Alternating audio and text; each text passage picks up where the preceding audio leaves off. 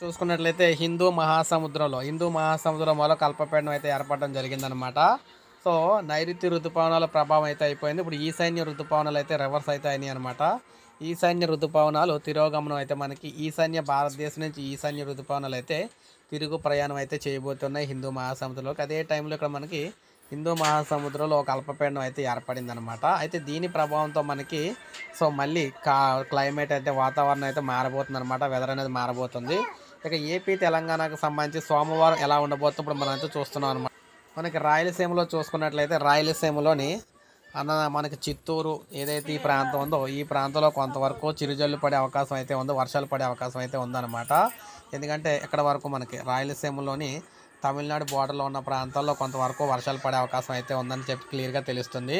అదేవిధంగా ఉత్తరాంధ్రలో మనం చూసుకుంటే అల్లూరు సీతారామరాజు జిల్లాలో మనకు వర్షాలు అయితే పడబోతూ ఉన్నాయన్నమాట సోమవారం. ఇక తెలంగాణ విషయంకి వస్తే తెలంగాణలో ఎక్కడ కూడా సోమవారం వర్షాలు అయితే రావు.